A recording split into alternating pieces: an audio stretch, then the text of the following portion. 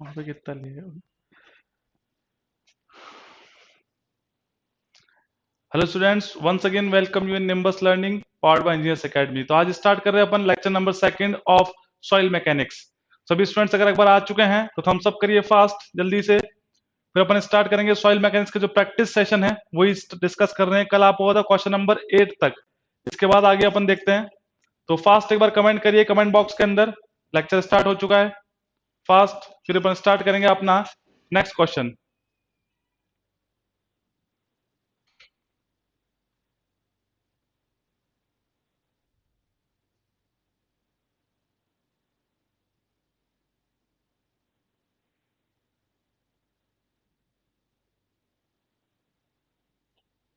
आज अपन डिस्कस करने जाएंगे जो अब क्वेश्चंस जो हैं आपके, तो फर्स्ट से लेके 8 तक क्वेश्चन डिस्कस करे थे। और उससे पहले अपन ने क्या किया था, कुछ प्रॉपर्टीज और how the soils are formed, तो सॉइल कैसे फॉर्म होती हैं, प्लस साथ ही साथ अपन ने देखा था father of soil mechanics and types of the soil.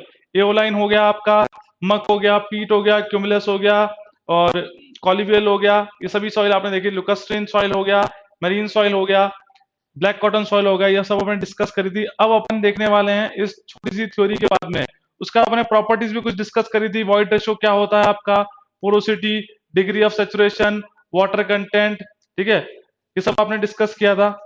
Method discuss किए थे आपने, oven dry method, water content को फाइंड आउट करने के method, oven dry method, pycnometer method, calcium carbide method, ये सभी मेथड अपन डिस्कस करे थे।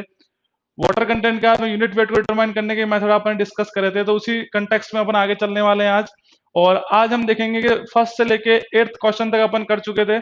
यहाँ तक अगर किसी को डाउट हो तो आप कमेंट बॉक्स में कमेंट कर सकते हैं, या जो आपको नंबर दे रखा है उस नंबर पे आप व्हाट्सअप कर सकते हैं कोई भी आपकी क्वेरी हो। तो एक बार सभी स्टूडेंट्स आ चुके हैं, वॉइस में क्लियरिटी है तो डन करिए फास्ट, एक बार थम्स अप करिए फिर, ताकि अपन स्टार्ट कर सके अपना new lecture, lecture number second. Okay राजकुमारी, आगे students good afternoon, Jitendra, Pradyuman, okay तो सभी आ चुके हैं, डन।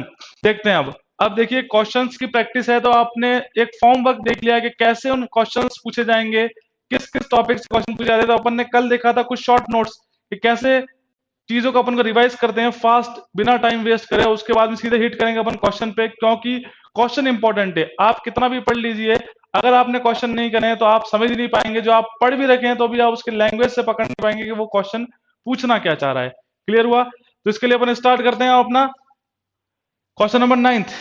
देखिए क्वेश्चन नंबर 9 डिस्कस करते हैं, और डिस्कस करने के बाद में इसको सॉल्व करा जाएगा। क्लियर हुआ? पहले डिस्कस करेंगे फिर सॉल्व करेंगे। आपका soil has a liquid limit 60%, plastic limit is 35%, shrinkage limit is 20%, it has a natural moisture content of 50%, then the liquidity index of the soil. तो एक टॉपिक आपको पहले समझना पड़ेगा, उसके बाद तब तक स्टूडेंट्स और कनेक्ट हो जाएंगे और फिर अपन चलते हैं। पहले अपन कुछ थोड़ा सा देख लेते हैं इसके अंदर। तो बात हो रही है आपके लिमिट्स की, इसको बोलते हैं अटरबर्ग लिमिट्स और कंसिस्टेंसी लिमिट्स। क्या बोलते हैं लिमिट्स को? अटरबर्ग, और we can say consistency limit. तो अपन डिस्कस करने वाले हैं कंसिस्टेंसी लिमिट के बारे में। कंसिस्टेंसी लिमिट की बात करी जाए तो बताइए कोई फटाक से कौन कौन सी लिमिट्स होती है कंसिस्टेंसी लिमिट के अंदर? फास्ट कमेंट बॉक्स में कमेंट करिए। और कंसिस्टेंसी का मतलब क्या होता है? What do you mean by the consistency? ये जो वर्ड है इसका मतलब क्या होता है? जल्दी से कमेंट बॉक्स में कमेंट करिए फास्ट। सेशन को थोड़ा इंटरेक्टिव बनाइए, जल्दी से कमेंट करिए fast. What do you mean by consistency and what are the limits of consistency? कौन कौन सी लिमिट्स अपन कंसिस्टेंसी में पढ़ते हैं? Liquid, plastic and shrinkage. Pradyuman कह रहे हैं sir liquid, plastic and shrinkage, बिल्कुल सही है। बाकी स्टूडेंट्स कमेंट करिए fast. And what do you mean by consistency? Consistency का मीनिंग बताइए जल्दी से। प्रद्युमन बोले sir liquid limit, plastic limit and shrinkage limit, बिल्कुल सही है आपकी। कंसिस्टेंसी का मतलब होता है it is the ease with which soil can be deformed. तो क्या लिख सकते हैं? It is the ease with which soil can be deformed. Soil can be deformed मतलब क्या होगा इसका? बिल्कुल सही है Jitendra. LL PL and PS, ठीक है। इंडेक्स बता दिया आपने, PI बीच में जो लिखा है आपने प्लास्टिसिटी इंडेक्स है वो। LL PL तो सही है, लिक्विड लिमिट, प्लास्टिक लिमिट और श्रिंकेज लिमिट आपने इंडेक्स बता दिया, कोई दिक्कत नहीं, इंडेक्स पे डिस्कस करेंगे, अभी अपन लिमिट पे चल रहे हैं। It is the ease with which soil can deform का मतलब क्या है, कितनी आसानी से हम सॉइल को डिफॉर्म कर सकते हैं, किसी भी शेप के अंदर उसको कन्वर्ट कर सकते हैं, उसको बोलते हैं कंसिस्टेंसी। तो बोलते हैं अगर सीमेंट पे देखा होगा मिनिमम कंसिस्टेंसी चाहिए, रिक्वायर्ड होती है उसको वर्केबल कंक्रीट बनाने के लिए। कंसिस्टेंसी का मतलब होता है कितनी आसानी से अपन उसको किसी भी शेप में डिफॉर्म कर सकते हैं, this property is known as consistency. Consistency limit को अगर पढ़ना है तो सबसे पहले तो अपन बात करते हैं कंसिस्टेंसी लिमिट की। Consistency limit are of three type. First is liquid limit. First is liquid limit, second is plastic limit, and the third one is shrinkage limit. Third one is shrinkage limit. Clear हुआ? Liquid, plastic और shrinkage, ये तीन limits देखनी है, और limit के बाद में अपन आएंगे फिर इंडेक्स के ऊपर। देखिए लिक्विड लिमिट रिप्रेजेंट करते हैं WL, plastic limit WP and shrinkage limit WS। कई बुक्स में या कई जगह आपने देखा होगा it is represented LL PL SL। Clear हुआ? पर अगर देखा जाए नोटेशन तो याद रखिएगा liquid limit, plastic limit and shrinkage limit मतलब क्या है, ये वो वाटर कंटेंट है जिसके ऊपर सॉइल बिहेवियर चेंज करती रहे, किससे, सॉलिड से सेमी सॉलिड में, सेमी सॉलिड से प्लास्टिक में, प्लास्टिक से लिक्विड में। तो ये वाटर कंटेंट जिसके ऊपर सॉइल क्या कर रही है, अपना बिहेवियर चेंज कर रही है, इसको बोलते हैं लिक्विड, प्लास्टिक और श्रिंकेज लिमिट्स। तो क्या है, केवल वाटर कंटेंट है, उस वाटर कंटेंट के ऊपर बात कर रहे हैं। अब देखिएगा एक अपन ग्राफ बनाने जाएंगे जिससे अपन इसको समझ पाएंगे पूरी तरह से। बताइए फास्ट, ये जो ग्राफ है इस ग्राफ के अंदर क्या होता है, वाटर कंटेंट और वॉल्यूम होता है। It contains water content and volume. तो एक्स एक्सिस पे होगा आपका water content which is denoted by small w। किससे डिनोट करते हैं, स्मॉल w से वाटर कंटेंट को। और अगर बात करें volume, volume is represented on y axis which is represented by capital V। देखिए क्लियर हुआ? यहां पे आपने क्या देखा कि लिक्विड लिमिट, प्लास्टिक लिमिट और श्रिंकेज लिमिट को समझना है, तो समझने के लिए अपन ने एक वाटर कंटेंट वर्सेस वॉल्यूम के अंदर आपने एक ग्राफ ड्रॉ किया, और उसमें क्या होते हैं, चार स्टेट्स होते हैं। कौन कौन से स्टेट होते हैं देखिए, first is semi solid, solid पहला तो solid, then semi solid, then plastic state, state लिखेगा plastic state, and the last one is the liquid state. Clear हुआ? क्या देखा आपने कि किसी भी लिक्विड लिमिट या कोई भी लिमिट को पढ़ने से पहले अपन को क्या देखना होगा कि सॉइल किस किस स्टेट में पाई जाती है। तो फर्स्ट इज दी सॉलिड, फिर semi solid, then plastic and the final one is the liquid state. तो अलग अलग आपके स्टेट्स दिख रहे हैं, इन स्टेट्स को अपने को क्या करना है, इस ग्राफ के ऊपर ड्रॉ करना है। देखिए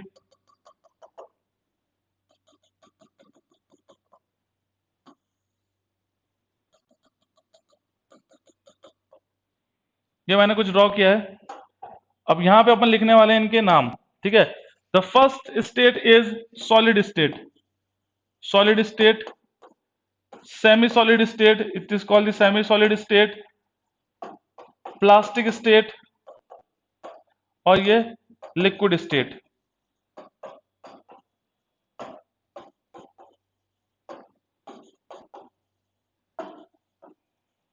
क्लियर हुआ? सॉइल मास को अपन ने चार पार्ट में डिस्ट्रीब्यूट कर दिया कि सॉलिड, फिर सेमी सॉलिड, फिर plastic and the final one is liquid state. जैसे जैसे देखिएगा यहाँ पे, जैसे जैसे आपने वाटर कंटेंट को इंक्रीज किया, यहां से क्या दिख रहा है अपना कि सर जैसे जैसे आपने वाटर कंटेंट को इंक्रीज किया वैसे वैसे फॉर्म जो स्टेट वो क्या हो रही है, चेंज हो रही है। सॉलिड से सेमी सॉलिड में गई सॉइल, सेमी सॉलिड से प्लास्टिक और प्लास्टिक से लिक्विड में आई, तो ये आपकी स्टेट है। तो दो किसी boundary between the two states will represent the limit. तो प्लास्टिक और लिक्विड स्टेट के बीच में जो वाटर कंटेंट है वो क्या शो करेगा, लिक्विड लिमिट को करेगा। क्लियर हुआ? The water content, the boundary line between the plastic limit and liquid state is represented liquid limit, ये आपकी प्लास्टिक लिमिट और श्रिंकेज लिमिट। ये भी क्वेश्चन आता है, याद रखिएगा WS, WP and WL।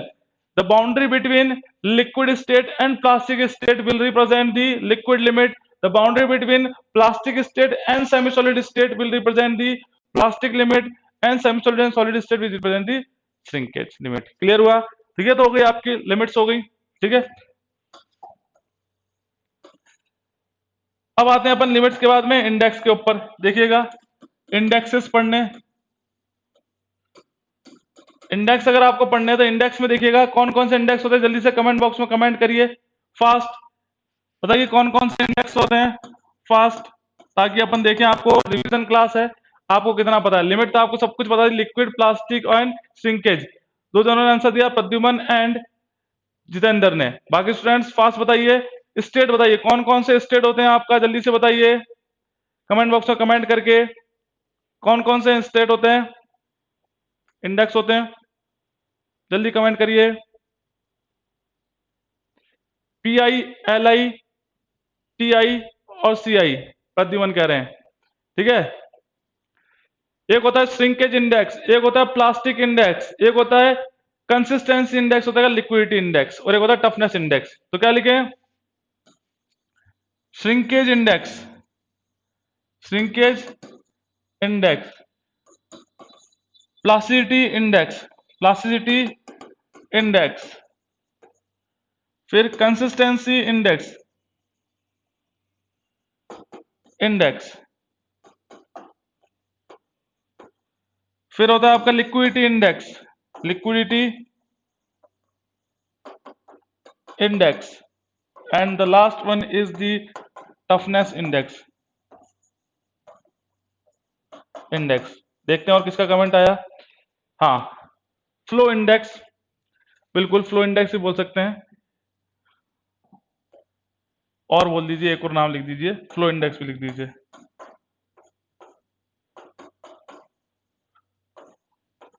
Flow index. Clear हुआ?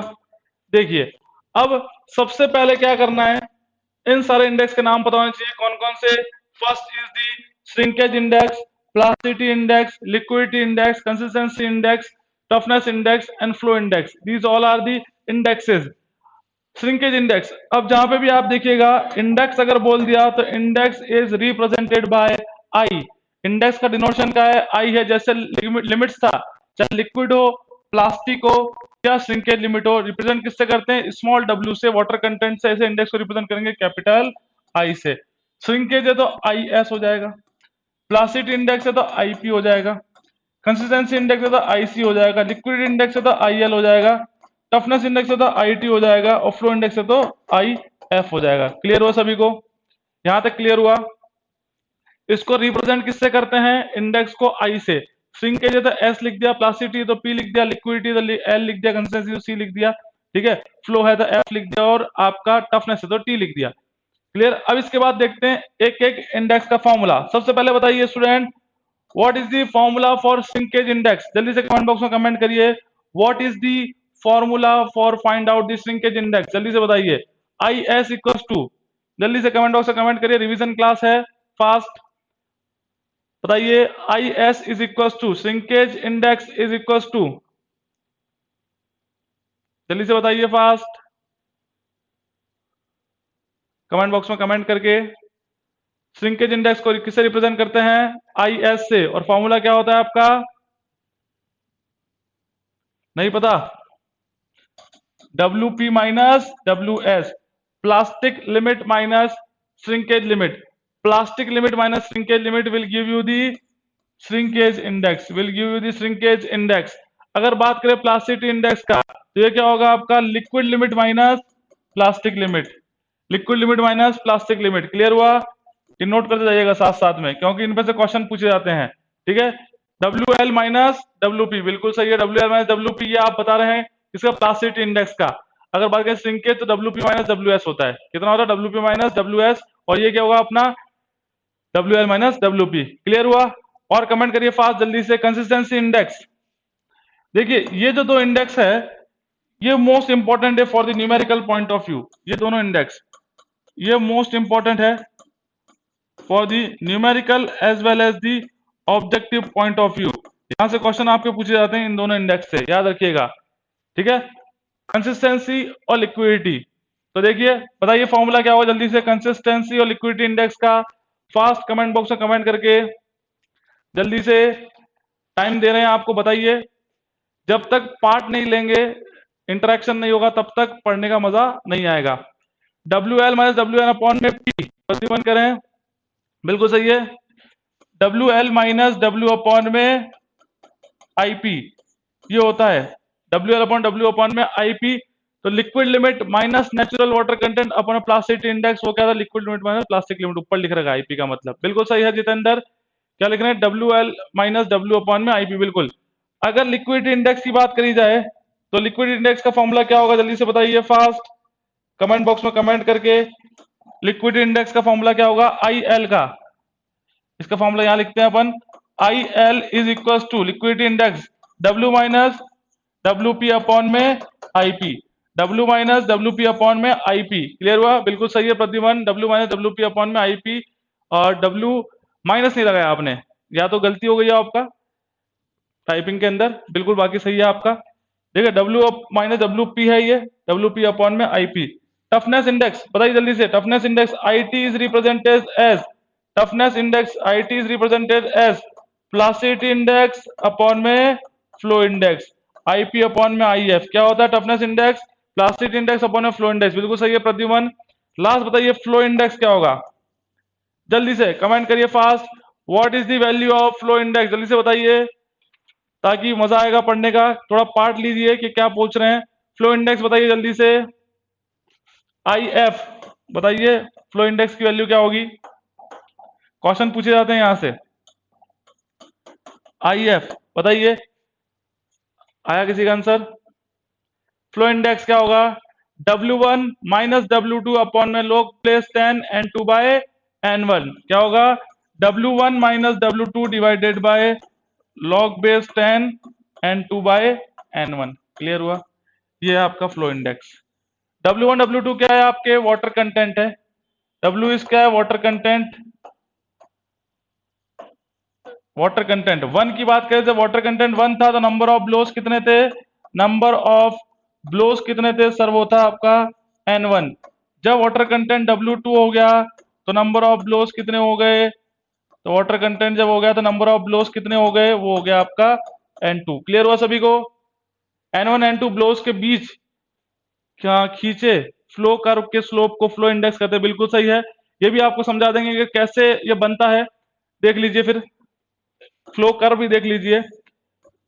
फ्लो कर्व बनता है number of blows versus water content के बीच में। अपन बात करने जा रहे हैं फ्लो कर्व की, ध्यान से देखिएगा। फ्लो कर्व, फ्लो कर्व देख लीजिए, क्वेश्चन आया है तो देखिए, कोई दिक्कत नहीं है, 2 मिनट और सही। फ्लो कर्व क्या होगा, वाटर कंटेंट और नंबर ऑफ ब्लोस के बीच में बनेगा, कि वाटर कंटेंट की जैसे जैसे वैल्यू इंक्रीज करेंगे नंबर ऑफ ब्लोस क्या होगा, ऑब्वियसली डिक्रीज होगा। तो water content versus number of blow, तो वाई एक्सिस पे है आपका वाटर कंटेंट, ठीक है, स्मॉल डब्ल्यू, और एक्स एक्सिस पे क्या है आपका, number of blows which is represented as capital N. Clear हुआ सभी को, सभी को क्लियर हुआ। वाटर कंटेंट है आपका वाई एक्सिस पे और एक्सिस पे नंबर ऑफ ब्लोज, इसके बीच में जो आप ग्राफ खींचेंगे उसे क्या बोलेंगे, this is called the flow curve. अब आ रहा है कि बात के सर ये फ्लो कर्व कहां से बना, जो आपका, हाँ क्या है, कोई आया नहीं, कोई कमेंट नहीं, देखिए तो ये फ्लो कर्व कहां से बना है, इसका मतलब है कि जब आप कैसाग्रांडे टेस्ट करते हैं लिक्विड लिमिट के लिए तो अलग अलग वाटर कंटेंट लेते हैं और उन अलग अलग वाटर कंटेंट के रेस्पेक्ट में नंबर ऑफ ब्लोस कैलकुलेट करते हैं।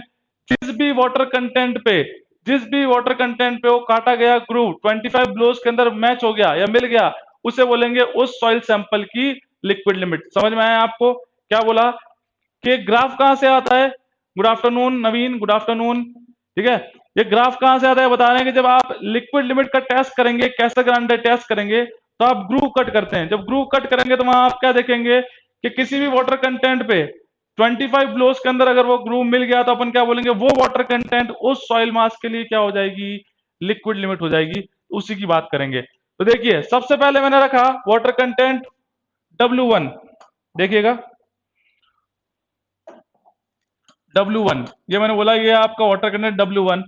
वाटर कंटेंट देखो यहां से 0 से स्टार्ट हो रहा है, नंबर ऑफ ब्लोज भी यहां से स्टार्ट हो रहे हैं, वाटर कंटेंट भी यहां से स्टार्ट हो रहा है, तो यहाँ पे वैल्यू क्या है, 0 है, ओरिजिन पे वाटर कंटेंट बढ़ रहा है। सबसे पहले मैंने सबसे ज्यादा वाटर कंटेंट लिया, वाटर कंटेंट में मैंने देखा कि इतने ज्यादा वाटर कंटेंट के ऊपर एक पॉइंट मिला और वो पॉइंट क्या मिला कि नंबर ऑफ ब्लोज कितने आए, ये हो गया मेरा N1 कि W1 वाटर कंटेंट पे नंबर ऑफ ब्लोज हो गए N1 कि मैंने बोला कि N1 ब्लोज के अंदर ही वो क्या हो गया W1 वाटर कंटेंट पे वो काटा गया ग्रुप मैच हो गया। फिर मैंने वाटर कंटेंट को कम किया, W2 किया, वाटर कंटेंट को कम किया और फिर मुझे नंबर ऑफ ब्लोज कुछ यहाँ पे मिला और इस वैल्यू को बोल दिया मैंने N2। N2 इसको क्या बोल दिया मैंने, it is the value N2 और यहां से मैंने एक ड्रॉ किया लाइन और ये पॉइंट मिला आपको। ठीक है, तो सपोज करिएगा, ध्यान से देखिएगा, W1 minus W2 log base है N2 बाय N1, बिल्कुल सही नवीन, फॉर्मूला आपने लिख ही दिया है पहले ही। अब देखिएगा इसके अंदर हुआ क्या, वो देखना है आपको। मेन सबसे मेन है कि जब मैंने वाटर कंटेंट रखा, सपोज करो 80%, सिर्फ लेट सपोज करना है, तो नंबर ऑफ ब्लोज कितने आ गए कि वो 8 ब्लोज के अंदर ही मिल गया। 8 ब्लोज के ऊपर ही वो काटा गया, ग्रूव क्या हो गया, मैच हो गया। फिर मैंने वाटर कंटेंट सडनली क्या कर दिया, रिड्यूस कर दिया, मैंने उसको कर दिया 30%, तो मुझे नंबर ऑफ ब्लोज कितने मिल गए, 30 मिल गए। सपोज किया 30% में नंबर ऑफ ब्लोज 30 मिल गए और 80 पे 8 मिल गया। ऐसा क्यों कि जितना वाटर बढ़ाएंगे तो उतनी प्लास्टिसिटी बढ़ेगी, तो जल्दी से आपका जो है काटा गया ग्रूव मैच हो जाएगा। जितना वाटर कंटेंट कम करेंगे सॉइल कैसी होगी, स्टिफ होगी, और सॉइल अगर स्टिफ होगी तो ज्यादा ब्लोज लगेंगे, उस ग्रूव को मैच करने की प्लास्टिसिटी क्या हो जाएगी, कम हो जाएगी। अब मुझे क्या करना है, मुझे एक ऐसा वाटर कंटेंट चाहिए जिसके ऊपर 25 नंबर ऑफ ब्लोज आए। तो मैंने इस 30 से जैसे वैल्यू आगे बढ़ाता गया तो एक कुछ मुझे मिला नंबर ऑफ ब्लोज या कुछ वाटर कंटेंट मिला, मैंने उस वाटर कंटेंट को बोल दिया, मैंने बोल दिया ये वाटर कंटेंट है, इस वाटर कंटेंट पे नंबर ऑफ ब्लोज, इस वाटर कंटेंट पे एन की वैल्यू कितनी आ रही है, 20 ब्लोज आ रही है। तो यहां से मैंने देखा कि कोई वाटर कंटेंट जिस पे आपकी वैल्यू कितनी आ रही है, 25 आ रही है, तो ये वाटर कंटेंट और ये 25 लिक्विड लिमिट वाला सेटिस्फाई हो गया चीजें कि 25 नंबर ऑफ ब्लोज पे जो भी वाटर कंटेंट होगा, तो this water content which is equal to the liquid limit of that soil sample. तो उस सॉइल सैंपल की लिक्विड लिमिट होगी, चाहे ये कितनी भी हो, अपन ने बोल दिया 45, मान लिया 45% वाटर कंटेंट के अपन ने क्या देखा, नंबर ऑफ ब्लोज 25, इतना पानी जब मिलाएंगे तो 25 ब्लोज के ऊपर वो काटा गया ग्रुप क्या हो जाएगा, मैच हो जाएगा, दिस इज योर वाटर। तो अब ये जो लाइन मैच करती है, this straight line which represent the flow curve, this straight line which represent the flow curve. Formula आपको लिखा दिया, दोबारा लिख लीजिए, आई एफ फ्लो कर्व का W1 माइनस W2, समझ में आया क्यों माइनस किया, ज्यादा में से कम को माइनस किया। W1 कौन सा है, तो सर W1 ये है आपका, W2 कौन सा है, W2 ये है, इन दोनों में से माइनस किया, W1 माइनस W2, इसको W1 माइनस W2, ज्यादा में से कम को माइनस किया, divided by log base 10, log base 10। देखिए अब ज्यादा कौन सा है, N2 30 है, N1 80 है, तो N2 बाय N1। सेटिस्फाई हो गया है फॉर्मूला भी फ्लो इंडेक्स का, क्लियर हुआ सभी को। एक बार थम्स अप करिए, एक बार थम्स अप करिए सभी स्टूडेंट्स, सेटिस्फाई हुआ इस चीज को नोट करिए, जो भी स्क्रीनशॉट लेना है स्क्रीनशॉट लीजिए।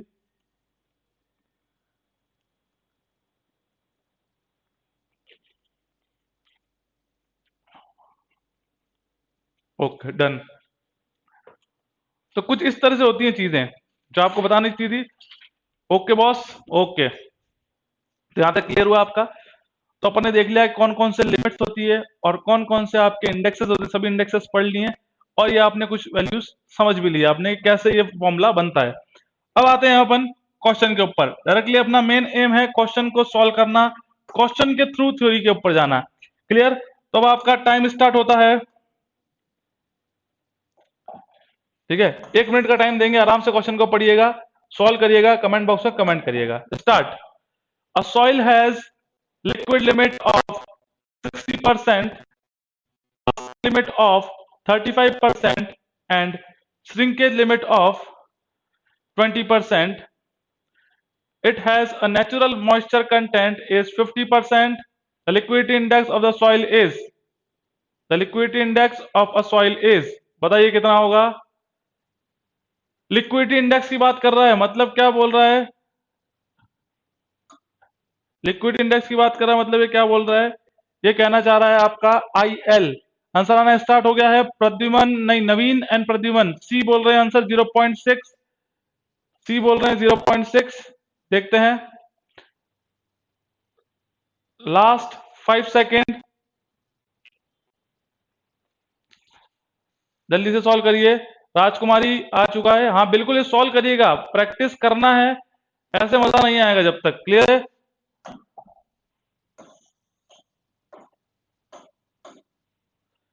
अब आते हैं अपन, देखिए सॉल्यूशन के ऊपर। लिक्विड लिमिट आपको गिवन है कितनी, 60%। लिक्विड लिमिट से रिप्रेजेंट करते हैं WL, बिल्कुल सही है, WL से। प्लास्टिक प्लास्टिक लिमिट WP से शो करते हैं, WP is the plastic limit हो गई, WL is the liquid limit हो गई। The shrinkage limit is 20%। भाई श्रिंकेज लिमिट का कोई यूज नहीं है, this is given only for confusion, to create confusion, इसका कोई यूज नहीं है। क्यों नहीं है सर, इसका बताइए कि यूज क्यों नहीं है, इसका रीजन आगे समझ में आएगा। देखिए, it has a natural moisture content, मतलब W जो है वो कितना है आपका 50%। The liquidity index of the soil IL, liquidity index formula क्या था, W माइनस WP अपॉन में IP, W minus WP upon में IP, और इसको क्या लिखते हैं, W माइनस WP अपॉन में IP माइनस, मतलब liquid limit minus plastic limit. ठीक है, तो यहाँ पे कहीं भी श्रिंकेज लिमिट आ रहा है, आपका ये कंटेंट दिख रहा है WS का, ये श्रिंकेज लिमिट का WS, कहीं भी टर्मिनोलॉजी आ रही नहीं आ रही, इसका मतलब इसका यूज नहीं है। क्लियर हुआ, इसका समझ में आया? अब देखते हैं W minus WP। W is the natural water content, ये क्या है आपका natural water content, which is equal to 50 minus WP, plastic limit कितनी है आपकी 35%, तो 35 divided by WL minus WP, liquid limit minus plastic limit, liquid होगी 60, plastic होगी 35। तो यहां से क्या बन गया आपका 15 ये हो गया, और 25 ये हो गया, 3/5, और ये हो गया आपका 0.6, कितना हो गया आपका 0.6, आंसर हो गया सी। सभी को डन है? देखते हैं कितनों का आ गया आंसर। नवीन का हो गया, प्रद्युमन, राजकुमारी एंड जितेंद्र, बिल्कुल आ गया सभी का आंसर, डन। अब आते हैं अपन नेक्स्ट क्वेश्चन के ऊपर, क्वेश्चन नंबर 10। कोई भी दिक्कत हो, कोई भी डाउट हो तो कमेंट बॉक्स पे कमेंट कर दीजिएगा, बिल्कुल ठीक है। अब चलते हैं अपन नेक्स्ट क्वेश्चन, देखिएगा बहुत ही बेस्ट क्वेश्चन है, काफी सारे बच्चों को कंफ्यूजन रहती है इस क्वेश्चन के अंदर। सबसे पहले अपना टाइम स्टार्ट करते हैं, टाइमर, ताकि आप उसको सॉल्व कर सके। इसमें केवल आपको 30 सेकंड देंगे, काफी है, इतने में आपका हो जाएगा। Time starts now. बताइए, if the water content of a fully saturated soil mass is 100%, water content कितना है 100%, then the void ratio of the sample is, void ratio किसके बराबर होगा? देखिए आंसर आना स्टार्ट हो गया। नवीन बोल रहे हैं 10th का B, और एक्सप्लेनेशन भी आपने दे दिया, बिल्कुल। राजकुमारी बोल रही है B, प्रद्युमन बोल रहे हैं B। बाकी स्टूडेंट्स बिल्कुल प्रद्युमन सही है, ES इक्वल WG हो गया आपका 30 सेकेंड्स, स्टॉप। अब देखिएगा, कंसेप्ट बड़ा सिंपल है, रटने वाला नहीं है, ये कंसेप्चुअल है। बोल रहे थे water content of A fully saturated soil, बताया था कल आपको 3 फेज डायग्राम में, फुल्ली सैचुरेटेड सॉइल होगा तो S की वैल्यू क्या होती है, 1 होती है सर, ठीक है। The water content off fully saturated soil is, water content कितना 100%, परसेंटेज में 100, और ऐसे अपन 1 बोल सकते हैं। Then the void ratio of the sample, मतलब E, स्मॉल e की वैल्यू कैलकुलेट करनी है, तो फॉर्मूला क्या लगेगा सर, लगेगा ES इक्वल टू WG।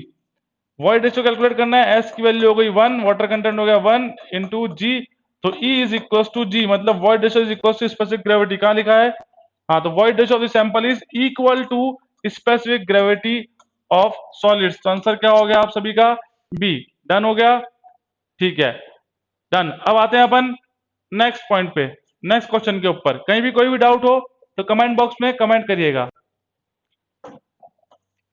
देखिए, अभी अपन ने इंडेक्सेस पढ़े हैं, और इंडेक्सेस पे क्वेश्चन आ गया है, बताइए। तो टाइम स्टार्ट्स नाउ, 30 सेकंड देंगे, सिंपल क्वेश्चन है, इतना कोई टाइम देना नहीं है इसके अंदर। स्टार्ट, बताइए। Liquidity index is equal to, comment आना स्टार्ट हो गया है। नवीन ने लिखा है सर आंसर B होगा, 11th का B होगा, 11th का B होगा। नवीन ध्यान से देखिए, नवीन B होगा क्या? प्रद्युमन, अच्छा नवीन D बोल रहे हैं, अच्छा D, राजकुमारी D, और जितेंद्र भी D। 30 सेकंड्स है, देखिए फास्ट। बाकी स्टूडेंट्स कमेंट बॉक्स में कमेंट करिए, अभी जस्ट पढ़ा है, बस वही कंसेप्ट है। देखिए, बात हो रही लिक्विडिटी इंडेक्स, और liquidity index is represented bye IL, W minus WP upon में IP होता है, कितना W माइनस WP अपॉन में IP इंटू अगर 100, तो कितना हो गया आपका D. W minus W P कहां दिख रहा है, ये रहा W minus W P upon में आईपी। ऐसे क्वेश्चन जब भी आए तो ध्यान रखिएगा, पहले आंसर आप लिख लीजिएगा। लिक्विड इंडेक्स बोल रहा है, कंसिस्टेंसी इंडेक्स बोल रहा है, आप पहले फॉर्मूला लिख लीजिए, नहीं तो अगर यहाँ पे आपने देखा तो फिर कंफ्यूजन ज्यादा क्रिएट हो जाएगा। फिर आप सोचेंगे सर डब्ल्यू पहले था या प्लास्टिक लिमिट बाद में थी, या लिक्विड लिमिट थी या प्लास्टिक लिमिट थी, तो कंफ्यूजन ना हो तो कभी भी फॉर्मूले बेसिस पर अगर क्वेश्चन आता है तो जिसका फॉर्मूला पूछा है बिना ऑप्शन को देखे पहले फॉर्मूला लिख लो, उसके बाद मैच कर लो। अगर देख के लिखोगे तो कभी नहीं सही हो पाएगा, ये फैक्ट है। क्लियर है, W minus W P upon में आईपी। क्लियर हुआ। अब आते हैं नेक्स्ट क्वेश्चन पे, क्वेश्चन नंबर 12। देखिए अच्छा क्वेश्चन है ये, कंसेप्चुअल क्वेश्चन है। क्वेश्चन नंबर 12, 30 सेकेंड्स देंगे आपको, ज्यादा नहीं, और आता है तो ठीक, नहीं तो फिर इसको डिस्कस करेंगे अपन। तो टाइम स्टार्ट्स नाउ। बताइए। हाँ, नवीन का आंसर आ रहा है सर कैपिलरी जो होगा वो इनवर्स होगा एरिया ऑफ द पार्टिकल के, एरिया ऑफ द पार्टिकल के। बी आ गया आंसर जितेंद्र का भी, बिल्कुल। बाकी बाकी स्टूडेंट्स, राजकुमारी का भी आ गया बी। ओके, तो हो गया आपका टाइम स्टॉप्स। ठीक है, देखिए हाइट ऑफ द कैपिलरी की बात करें, ठीक है, हाइट ऑफ द कैपिलरी की बात करें, कैपिलरी राइज का मतलब क्या होता है कि वाटर कितना हाइट तक राइज करेगा, तो वो डिपेंड किस पे करता है, वो डिपेंड करता है आपके एरिया पे, या बोल सकते हैं डायामीटर पे डिपेंड करता है। जो पार्टिकल की साइज जितनी छोटी होगी, जितनी स्मॉल होगी डायामीटर उस पार्टिकल का, उतना ही उसमें कैपिलरी राइज क्या होगा, ज्यादा होगा, उसका उतना ही इसमें कैपिलरी राइज क्या ज्यादा होगा। तो फाइन पार्टिकल में होता है, याद रखिएगा, कैपिलरी राइज मैक्सिमम किस में होगा, मैक्सिमम जो कैपिलरी राइज होगा in finer particle, we can say fine particles, fine particles में होगा आपका maximum capillary rise, fine particles में। तो फाइन कौन सा है, ग्रेवल, सैंड, सिल्ट, क्ले और कोलाइडल। तो कोलाइडल सबसे फाइन पार्टिकल है। तो अगर किसी को फॉर्मूला पता है जल्दी से कमेंट बॉक्स में कमेंट करिए, फॉर्मूला कैपिलरी राइज का क्या पता, फॉर्मूला पूछ ले, जल्दी से कमेंट बॉक्स में कमेंट करिए, what is the formula of capillary rise, जल्दी से बताइए, जल्दी से बताइए क्या होता है फॉर्मूला। जिसको भी पता है फॉर्मूला कमेंट करिए। इतना से याद रखिए कि जितना पार्टिकल की साइज फाइनर होगी उतना ही कैपिलरी राइज ज्यादा होगा। जैसे आपने देखा होगा कैपिलरिटी ट्यूब के अंदर देखते हैं, एफएम के अंदर, एफएम में ट्यूब के अंदर देखते हैं, उसमें क्या होता है कि जितना ट्यूब छोटी होगी, जितना डायमीटर ऑफ द ट्यूब कम होगा उतना कैपिलरी राइज ज्यादा होगा। इसी तरह से जितना डायमीटर ऑफ द पार्टिकल छोटा होगा, जितना डायमीटर ऑफ द पार्टिकल छोटा होगा, या जितना स्पेसिफिक सरफेस एरिया ज्यादा होगा, उसमें आपका कैपिलरी राइज उतना ही ज्यादा होगा। क्लियर हुआ। देखो आंसर आ गया, प्रद्युमन एंड नवीन ने लिखा है sir 4 sigma cos theta divide by rho g d, बिल्कुल सही है। हाइट ऑफ द कैपिलरी कैसे निकालते हैं, 4 सिग्मा कॉस थीटा अपॉन में रो जी डी, ये होता है 4 sigma, sigma is the surface tension 0.0736 होता है, theta is the contact angle, rho density specific gravity, g is the acceleration to gravity, d is the diameter of the particle.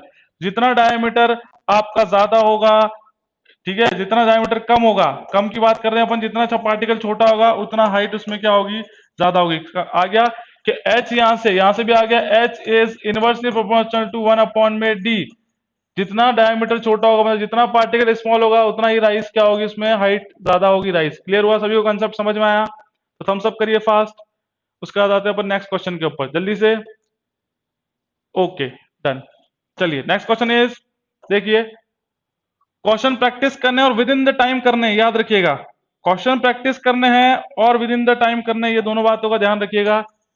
देखते हैं अपन, your time starts now. Question number 13, देखिए if the soil sample has water content 20%, specific gravity is 2.70 and void ratio is 0.75, then the degree of saturation of the given sample is, बताइए fast. 1 minute देते हैं इसके अंदर, 1 minute आपको देते हैं। 13 का सॉल्व करके बता रहे हैं कितना आया है, 72.26 आ रहा है। बाकी स्टूडेंट्स जल्दी से, 1 मिनट देंगे आपको क्योंकि न्यूमेरिकल है, सॉल्व करना पड़ता है, 1 मिनट से ज्यादा टाइम नहीं लगना चाहिए। देखते हैं कितनी एक्यूरेसी है आपकी, फास्ट सॉल्व करिए। लास्ट 20 सेकेंड्स, लास्ट 20 सेकेंड्स, जल्दी से करिए। देखते हैं किसका आंसर आया है। सबसे पहले नवीन कुमार का आंसर आया है और राजकुमारी ने बताया कि सर इसका रिलेशनशिप होगा जो किससे निकलते हैं, रिलेशनशिप लिखा है sir ES equals to WG, बिल्कुल सही है। तो टाइम स्टॉप्स, ठीक है। देखिए क्वेश्चन आपके सामने है। क्वेश्चन क्या है, if this soil sample has water content, जिसमें वाटर कंटेंट की वैल्यू कितनी है सर 20% है, बिल्कुल water content. Specific gravity capital G कितना है आपका 2.70 है। वॉइड रेशियो E कितना है आपका 0.75। ऐसे क्यों लिख रहे हैं, ताकि आपको लिखने से फॉर्मूला सामने दिख जाएगा। कभी भी अगर क्वेश्चन नहीं आ रहा है तो क्या करना है, जो भी टर्मिनोलॉजी कहते हैं ना गिवन लिख दो, लिखने से क्या होगा आप रिलेशनशिप आपके सामने आ जाएगी। लैंग्वेज में अपन समझ नहीं पाते कई बार, जैसे दिखा WE और G, समझ क्या हो जाए, डिग्री ऑफ सेचुरेशन मतलब S निकालना, तो इनके रिलेशनशिप क्या होगा ES इक्वल्स WG, सहवाग वाला फॉर्मूला है ES इक्वल्स टू WG। देखिए तो E की बात करें, E कितना है तो सर 0.75 है। S तो कैलकुलेट करना ही है, वाटर कंटेंट है 20% 0.20 इंटू स्पेसिफिक ग्रेविटी है G है कितना 2.70।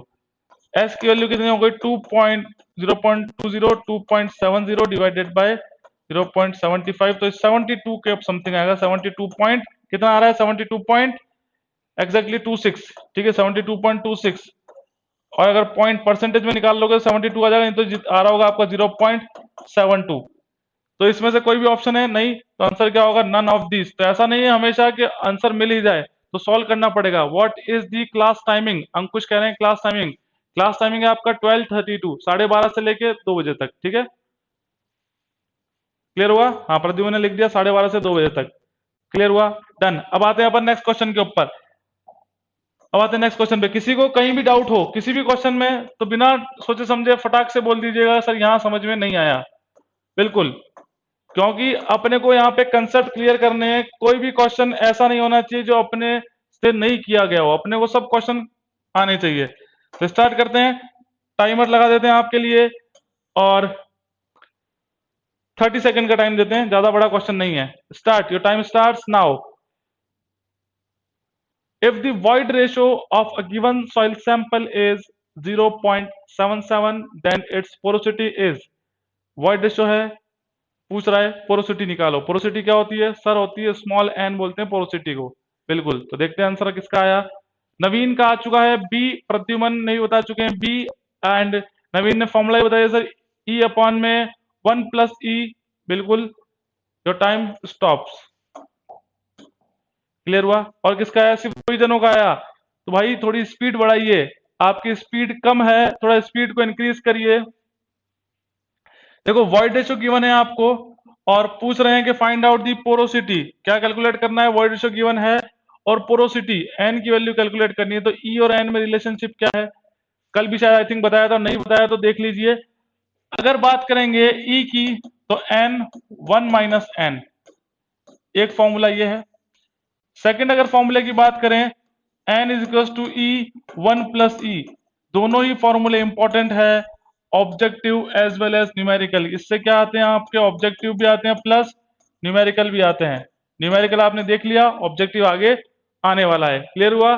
देखिए अब आपको निकालना है एन, जब एन कैलकुलेट करना है तो ई मतलब क्या है आपका वॉइड रेशियो, और वॉइड रेशियो कितना है आपका सर 0.77, 0.77 डिवाइड बाय 1+0.77, तो n इज इक्वल टू हो गया 0.77 डिवाइडेड बाय 1.77, तो 42 समथिंग 43 समथिंग आ रहा है। कितना आ रहा है 43, बिल्कुल सही है। 43 परसेंटेज में करेंगे तो 43.50 परसेंटेज, अगर इंटू 100 कर देंगे तो परसेंटेज में आ जाएगी वैल्यू, क्लियर हुआ। नहीं तो 0.43 आ रहा होगा, परसेंटेज में इंटू 100 करेंगे तो 43.50। Answer is, answer number B, 14 का बी। सॉल्व करिएगा, ठीक है डन, ओके राजकुमारी बी। चलते हैं नेक्स्ट क्वेश्चन की तरफ, क्वेश्चन नंबर 15। देखिए बहुत ही अच्छा क्वेश्चन है, इसको ध्यान से पढ़िएगा, क्वेश्चन क्या कहना चाह रहा है उसका आंसर दीजिएगा इसका।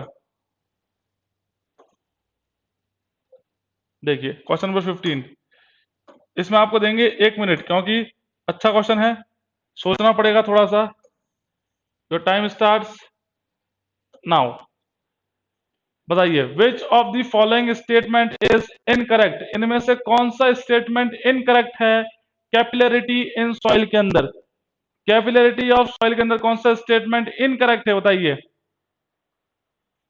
कैपिलरिटी अभी देखा अपन ने, the rise of water, the rise of water is known as capillarity. बताइए fast. Gravitational water may be removed from soil by drainage. At the water table, the pore water pressure is greater than zero. Capillarity water is held above the water table by surface tension. Capillary rise is controlled by pore size and not the grain size. And that the same soil mass with the same D10 can have different pore size distribution depending upon the structural and fabric, geological history and etc. जल्दी से बताइए 15 का answer नवीन कह रहे हैं sir 15 का B होगा। Time stops. देखते हैं 15 का आंसर बी होगा, नवीन कह रहे हैं, और प्रद्युमन ने भी बोल दिया आंसर बी होगा। एट वाटर टेबल क्या लिख रहे हैं, water table pore water is negative. नहीं नहीं नहीं नहीं नहीं नहीं नहीं, ये गलत बोल दिया आपने। आंसर आपका बी होगा, बिल्कुल सही है नवीन, आंसर आपका बी होगा, क्योंकि पूछ रहा है कि इनमें से कौन सा स्टेटमेंट इनकरेक्ट है, गलत पूछ रहा है ये, ठीक है, कैपिलरिटी के रेस्पेक्ट में। तो ग्रेविटेशनल वाटर में भी रिमूव बाय ड्रेनेज, भाई ग्रेविटी वाटर ड्रेनेज से निकलता है, आपका ड्रेनेज होगा, ग्रेविटी वाटर क्या कर जाएगा, फ्लो कर जाएगा, तो ये सही है, ये आपका स्टेटमेंट सही है। सेकंड देखते हैं, capillary water is held above the water table. Capillary water किसमें होता है, कैपिलरी फ्रिंजेस में होता है। आपने केस देखा होगा इफेक्टिव स्ट्रेस का, ये कैपिलरी फ्रिंजेस होती है, इसके अंदर वाटर क्या होता है, अपवर्ड डायरेक्शन के अंदर मूव करता है। तो held by the water surface tension, surface tension के कारण अपन वाटर हेल्ड होता है किसमें, कैपिलरी वाटर, किसके अंदर, कैपिलरिटी के अंदर, ये भी सही है, ठीक है। और अगर बात करें capillarity size is depend on the pore size, बिल्कुल कि जितनी पोर साइज, ये भी सही है, जितनी आपकी पोर साइज स्मॉल होगी उतना राइज ज्यादा होगा, क्योंकि मैंने बोला कि ये पार्टिकल है और इन पार्टिकल में जितना वॉइड्स कम होंगे, जितना मतलब वॉइड की साइज कम होगी उतना कैपिलरी राइज क्या ज्यादा होगा, मतलब फाइन ग्रेन सॉइल की बात हो रही है। फाइन ग्रेन सॉइल मतलब जितना कम करेंगे उसको उतना ही उसके अंदर कैपिलरी राइज ज्यादा होगा। तो आंसर आपका बी भी हो गया। अब बोला गलत कौन सा है, तो ये वाला आंसर गलत है। अब बात आती है कि सर ये गलत क्यों है, ये बताइए बस। ये बोल रहे हैं the water table the pore water pressure is greater than zero. Pore water pressure u जो है वो बोल रहा है ग्रेटर देन जीरो होगा, और मैं बोल रहा हूं कि पोर वाटर प्रेशर जो होता है वो कितना होता है, वाटर टेबल पे जीरो होता है। Not greater than zero, it is equal to zero. क्या होता है, it is equal to zero. Reason बताइए। At the water table the pore water pressure is equal to zero, reason बताइए, देखते हैं, ठीक है,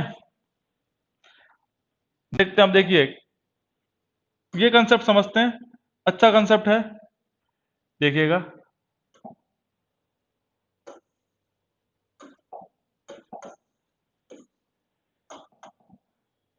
कंसेप्ट क्या है आपका कि एक मैंने बना दिया, this is your ground level, ये क्या है आपका ग्राउंड लेवल है, क्लियर हुआ, this is your ground level.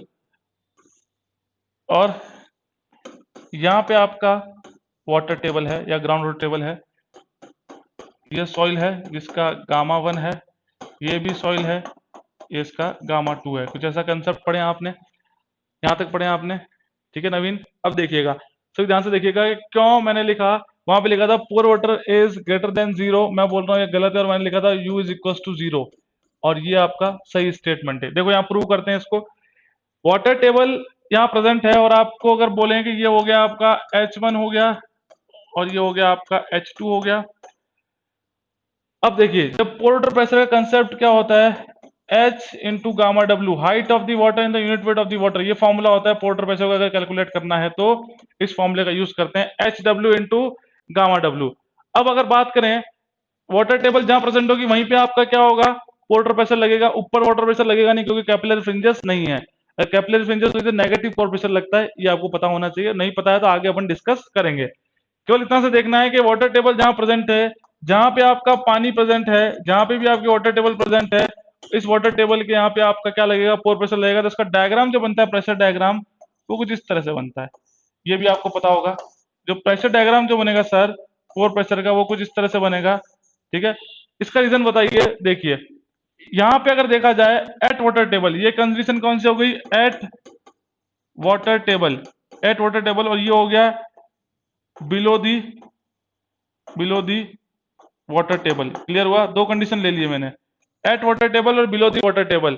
अगर वाटर टेबल के अगर ऊपर की बात करेंगे या बिलो की बात करें, सबसे पहले यहां से लेते हैं बिलो वाला, ये मैं बोल देता हूँ इसको फर्स्ट और ये बोल देता हूँ सेकंड। मैं बात कर रहा हूँ सेकंड कंडीशन की, तो एच कितना हो जाएगा, H W height of the water कितना हो गया, H two into unit weight of the water. पर अगर मैं बात करूं U1 की, अगर मैं बात करूं एट द ग्राउंड लेवल पे, ये क्या है, एट दी वाटर टेबल पे, एट दी वाटर टेबल पे, एट दी वाटर टेबल पे अगर मैं बात करूं तो U1 की वैल्यू सर क्या होगी, H इंटू गामा डब्ल्यू, और यहाँ पे H कितना है, इस पॉइंट पे आपका सर H की जो वैल्यू है वो H की वैल्यू कितनी है, 0 है। क्या मैंने इसकी जगह पुट क्या कर दिया, H की क्या कर दिया, 0 पुट कर दिया। क्या मैं लिख देता हूँ H W into gamma W, और H की वैल्यू 0 इंटू गामा डब्ल्यू, तो आंसर क्या आ गया, 0। तभी तो डायग्राम बनाया आपका, 2 पॉइंट मिले आपको। कौन कौन से पॉइंट मिले, कि डायग्राम बनाने के लिए आपको एक पॉइंट तो मिला, बिलो में तो आपको मिला एच गामा डब्ल्यू, कोई वैल्यू मिली जो क्या हो गया, एच टू गामा डब्ल्यू हो गई, ये वैल्यू मिली, एक पॉइंट ये मिला था और एक पॉइंट आपको ये मिला। इन दोनों पॉइंट को मिलके आपने क्या कर दिया, स्ट्रेट लाइन ड्रॉ कर दी। अब काफी सारे बच्चों के दिमाग में कंसेप्ट आ रहा होगा कि सर ये जो स्ट्रेट लाइन ड्रॉ क्यों करी, क्योंकि यहाँ देखिए कि एच की पावर कितनी है, यहाँ पे एच की पावर कितनी है, 1 है। 1 है तो कैसे बनेगा, लीनियर बनेगा, स्ट्रेट लाइन बनेगा, तो ये ट्राइंगल बना, नहीं तो क्या होता है, कर्वीलिनियर होता है। क्लियर हुआ। क्या करने जा रहे हैं, below the water table hydrostatic pressure होगा, पॉजिटिव प्रेशर होगा, बिल्कुल बिलो दी वाटर टेबल। समझ में आया कि क्यों, तो वाटर टेबल के ऊपर ये कंडीशन कौन सी, U1 कंडीशन ये है आपकी एट वाटर टेबल, तो at water table the pore water pressure is equal to 0, क्योंकि H क्या है आपका, 0 है। क्लियर हुआ। तो फटाक से थम्स अप करिए फास्ट, जल्दी से स्टूडेंट्स एक बार थम्स अप करिए, ओके लिखिए, फिर अपन आते हैं नेक्स्ट क्वेश्चन के ऊपर। जितेंद्र क्लियर, ओके, बिल्कुल क्लियर होना चाहिए, कभी भी डाउट नहीं होना चाहिए किसी भी क्वेश्चन के अंदर। अब चलते हैं वापस अपन क्वेश्चन की तरफ। कहीं भी समझ में नहीं आए तो फटाक से कमेंट करिएगा, कोई टेंशन वाली बात नहीं है। अब आते हैं क्वेश्चन नंबर 16 के ऊपर। देखिए, this is your question number 16, your time starts now. कर रखे आपने क्वेश्चन ये वाला, अभी जस्ट वैसा ही क्वेश्चन है प्रैक्टिस के लिए आपका, जल्दी से करिए, 1 मिनट का टाइम देंगे, जल्दी करिए। A soil sample is having a specific gravity of 2.60 and a void ratio of 0.78. The water content required to fully saturated, याद रखिएगा, for fully saturated the soil at the void ratio of, बताइए कितना होगा। नवीन का answer आ गया sir, B होगा। बाकी students, तो टाइम स्टॉप, टाइम हो गया आपका ओवर। अब देखते हैं क्वेश्चन क्या बोल रहा है। सेम रिपीटेड क्वेश्चन है, बस प्रैक्टिस आपको करनी है, प्रैक्टिस का खेल है सारा। E S equal W G लगेगा, E S is equal to W G लगेगा। और अगर हमारे को पता है सर फुली सैचुरेटेड सॉइल होगी तो एस की वैल्यू 1 होती है। एस की वैल्यू क्या होती है, 1 होती है। प्रद्युमन का भी आंसर आ गया बी, एंड नवीन का भी आंसर आ गया बी। स्पेसिफिक ग्रेविटी अगर जी की बात करें तो सर 2.60 होती है, और अगर वॉइड डिस्टेंस देखें तो कितना गिवन है, 0.78 गिवन है। तो water content required to fully saturated soil at the void ratio would be, तो वाटर कंटेंट कैलकुलेट करना है, W का फॉर्मूला क्या हो जाएगा, E पुट करिए, E 0.78, S हो गया 1, वाटर कंटेंट स्पेसिफिक ग्रेविटी 2.60, तो अपना W क्या हो गया आपका 0.78 डिवाइडेड बाय 2.60। ठीक है, इसको सॉल्व करिए तो कितना आंसर आ गया आपका, 30% आ रहा है सभी का, सभी का 30% आ रहा है। जल्दी से देखिए, बिल्कुल 0.30, और वी कैन से 30%। अगर परसेंटेज में निकालेंगे, यहां से तो आ रहा होगा आपका आंसर 0.30, परसेंटेज में निकालेंगे तो इंटू 100 30% हो गया, आंसर हो गया आपका बी। क्लियर। अब आते हैं नेक्स्ट क्वेश्चन पे, बताइए, ये आपके सामने क्वेश्चन है, क्वेश्चन नंबर 17। देखिए, तो टाइम स्टार्ट्स नाउ, 30 सेकंड का टाइम देंगे ओनली, काफी है 30 सेकंड, स्टार्ट। 17 का नवीन बोल रहे हैं सर आंसर होगा ए, और राजकुमारी कह रही है सर आंसर होगा ए। प्रद्युमन एंड जितेंद्र सभी कह रहे हैं सर आंसर होगा इसका ए। देखते हैं, ए तो होगा। इसके साथ आपको 2-3 चीजें और बतानी है जो कि आपके लिए इंपॉर्टेंट है। Last 5 second, last, okay done. देखिए डेंसिटी इंडेक्स तो कल भी बताया था आपको, density index is also called, density index is also called relative density, relative density भी कहते हैं इनको, क्या बोलते हैं relative density. It is represented by ID, किससे रिप्रेजेंट करते हैं, आईडी से। तो इसका फॉर्मूला होता है ID is equal to e max minus e upon में ई मैक्स माइनस ई मिनिमम। देखिए कौन सा फॉर्मूला होगा, ई मैक्स माइनस ई अपॉन में ई मैक्स माइनस ई मिनिमम, तो ए है और सभी का आंसर भी क्या आ रहा था आपका, ए ही आ रहा था। ये हो गया आपका डेंसिटी इंडेक्स और रिलेटिव डेंसिटी का फॉर्मूला। अब मैं एक चीज पूछता हूं कि मैक्सिमम वॉइड रेशियो जो होंगे वो किस कंडीशन में होंगे, मैक्सिमम वॉइड रेशियो किस कंडीशन में होंगे, कोइजन लेस सॉइल के लिए होता है, बिल्कुल। डेंसिटी इंडेक्स कोइजन लेस सॉइल के लिए, कंसिस्टेंसी लिमिट आपकी क्ले के लिए होती है स्पेशली। बताइए लूजेस्ट, बिल्कुल मैक्सिमम वॉइड रेशियो होंगे आपके इन द लूजेस्ट स्टेट, याद रखिएगा लूजेस्ट स्टेट, क्योंकि कई बार ऐसा क्यों बोल रहे हैं, क्योंकि कई बार आपको क्वेश्चन में दे देगा the value of the void ratio in the loosest state is 0.35। आप सोचोगे यार लूजेस्ट स्टेट क्या है, सर ने मैक्सिमम मिनिमम बताया, नेचुरल वॉइड रेशियो बताइए, लूजेस्ट और मिनिमम डेंसेस्ट स्टेट क्या है, तो वो समझिएगा यहाँ पे। तो मैक्सिमम वॉइड रेशियो होंगे जब आपकी सॉइल कितने होंगे, लूजेस्ट स्टेट में होंगे, जितनी सॉइल लूज होगी उतने वॉइड रेशियो क्या होंगे, ज्यादा होंगे। जितना उसको कॉम्पैक्ट, जितना उसको डेंस कर देंगे उतना ही वॉइड रेशियो क्या हो जाएंगे, कम हो जाएंगे। तो मिनिमम वॉइड रेशियो इन किस कौन सी स्टेट, डेंसेस्ट स्टेट, इसको याद रखिएगा, इस पे क्वेश्चन पूछता है, न्यूमेरिकल आपको देगा और वहां पे क्या दे रखा होगा, लूजेस्ट और डेंसेस्ट स्टेट दे रखा होगा, loosest and densest state given होगा आपको। क्लियर हुआ मयंक, बिल्कुल सही है आपका। E is the natural void ratio, clear done. इसकी वैल्यू होती है 0 से लेके 1 तक, 0 भी होगी 1 भी होगी और 0 से 1 के मिड में भी होगी। क्वेश्चन नंबर 18 पे चलते हैं। देखिए ये बहुत ही अच्छा क्वेश्चन है, पता सबको होगा पर शायद ही कंसेप्ट पता हो या पता भी हो सकते हैं, ऐसा कोई इश्यू वाली बात नहीं है। Your your time starts now. बताइए 30 सेकंड से केवल 18 का आंसर आना स्टार्ट हो गया है। देखिए रीजन विद रीजन, हाँ कौन बोले, नवीन, रिलेटिव कॉम्पेशन का फॉर्मूला, रिलेटिव कॉम्पेशन का फॉर्मूला बताएंगे बिल्कुल आपको। वेट करिए, पहले इसको सॉल्व करिए, इसका कंसेप्ट देखते हैं जल्दी से।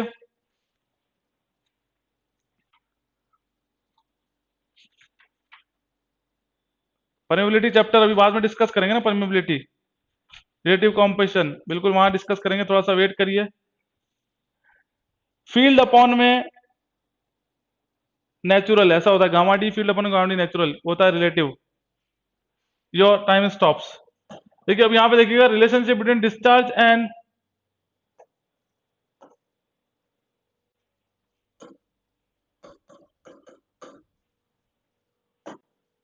ठीक है देखिएगा, relation between discharge velocity and the seepage velocity. Discharge velocity को रिप्रेजेंट करते हैं v से, ये हो गया आपका, this is called the discharge velocity, ये discharge velocity is represent by v। And next is the seepage velocity, seepage velocity, seepage velocity कितनी होगी, it is represented as vs। अपने को ये पता है कि सर डिस्चार्ज, डिस्चार्ज और सीपेज परमेबिलिटी से कोई बात नहीं, देखते हैं थोड़ा सा इसको डिस्कस कर लेते हैं इतना कि जो v है, q इज इक्वल टू क्या होता है सर, ए वी होता है, तो v क्या हो गया, q बाय ए हो गया।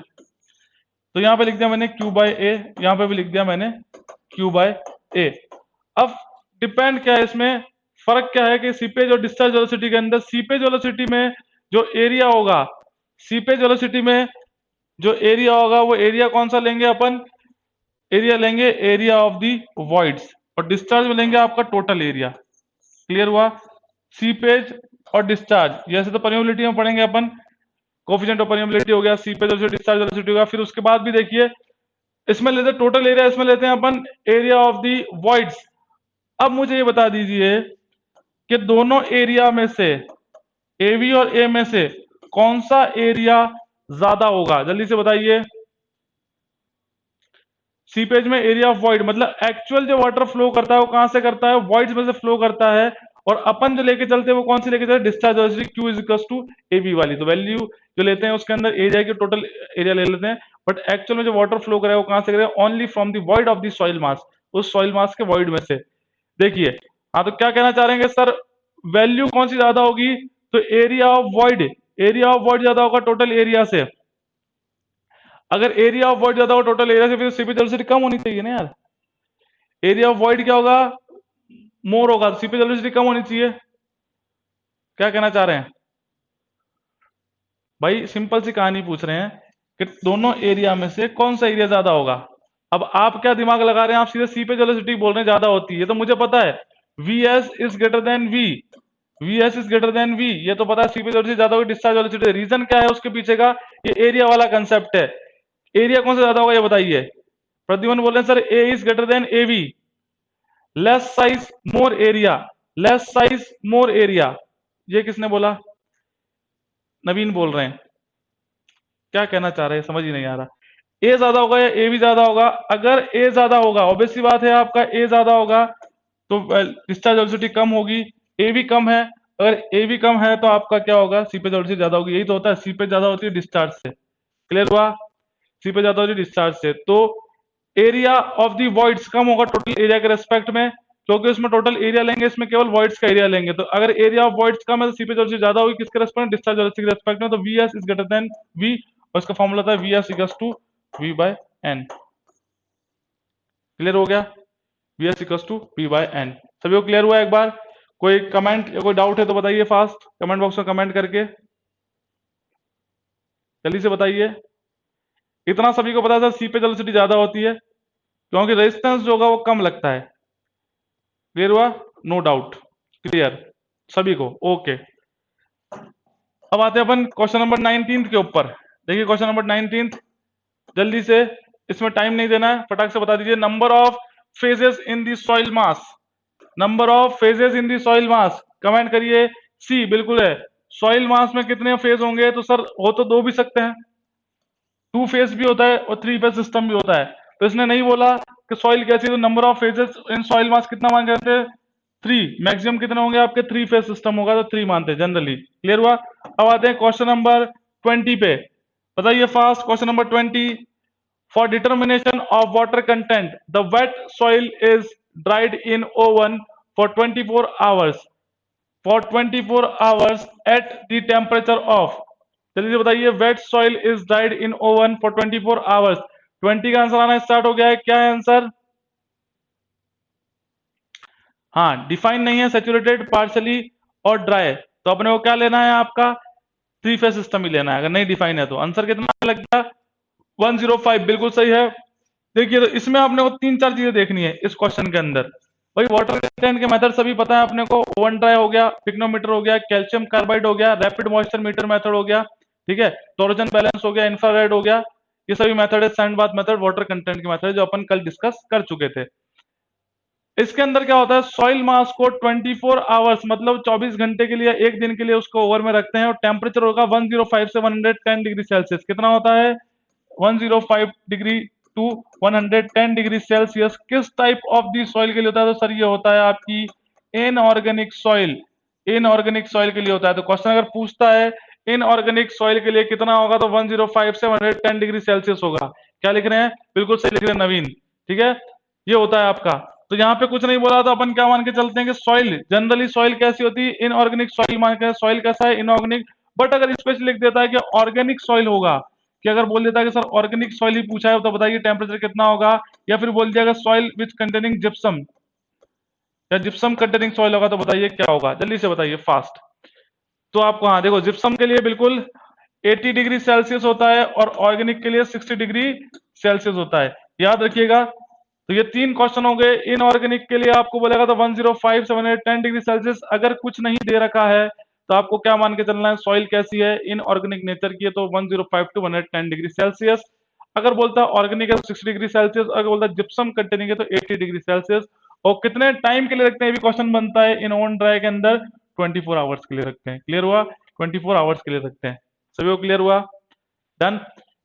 देखिए एक कंसेप्ट और समझ लीजिए, 2 मिनट का है, कि इनऑर्गेनिक सॉइल में टेम्परेचर ज्यादा क्यों है ऑर्गेनिक सॉइल के रेस्पेक्ट में, कोई बताएगा, वीडियो अटक गया,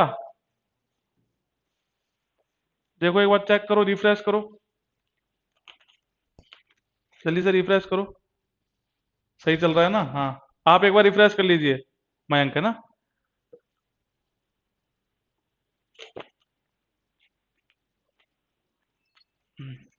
सही है। ओके, ठीक है। हाँ, ऑर्गेनिक में ऑर्गेनिक मैटर ये ऑपरेट हो जाएंगे, बिल्कुल सही नवीन भाई। अगर ऑर्गेनिक सॉइल और इनऑर्गेनिक सॉइल की बात हो तो इनऑर्गेनिक सॉइल में कोई भी ऑर्गेनिक कंपाउंड या ऑर्गेनिक मैटर नहीं है, जैसे प्लांट हो गया, फूड हो गया, पेपर हो गया, जो कि टाइम के साथ साथ डिकम्पोज हो जाएं। अगर टाइम के साथ साथ डिकम्पोज हो जाएंगे तो मतलब जैसे ही आप उस पर टेम्परेचर इतना ज्यादा रखोगे तो वो क्या करेंगे, ऑक्सीडाइज हो जाएंगे, और वेट क्या कर देगा आपका, चेंज कर देगा उसका। तो इनऑर्गेनिक सॉइल के अंदर कोई भी इनऑर्गेनिक कंपाउंड अगर बात करेंगे, सैंड खुद ही एक इनऑर्गेनिक सॉइल है, इनऑर्गेनिक कंपाउंड है। आपकी ग्लास हो गया, ये सब क्या है, इनऑर्गेनिक है, जो हाई टेम्परेचर के ऊपर करते हैं। तो इसलिए ये क्या होंगे, ऑर्गेनिक कंपाउंड अगर हाई टेम्परेचर पे होंगे तो it will be oxidize, oxidize हो जाएंगे। क्लियर हुआ सभी को? इसलिए इसका टेम्परेचर कम होता है, ऐसे याद रह सकता है कि ऑक्सीडाइज होगा तो टेम्परेचर कम होगा ऑर्गेनिक का। नेक्स्ट आते हैं, देखिए बहुत ही बेस्ट क्वेश्चन है, एलएमआरसी 2017 के अंदर क्वेश्चन पूछा गया है, और यही क्वेश्चन आपके ईएससी में पूछा गया है, ठीक है, याद रखिएगा, ईएससी में पूछा गया है आपका। इसके लिए आपको देंगे लगभग 2 मिनट देते हैं आपको, और टाइमर आपके लिए सेट करते हैं।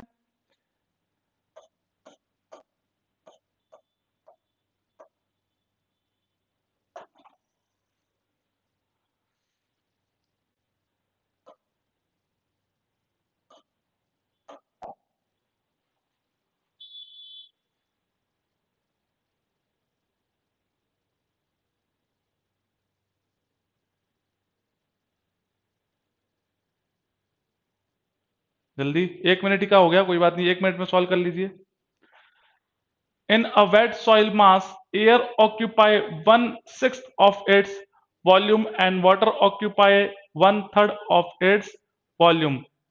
The void ratio of the soil is, बताइए।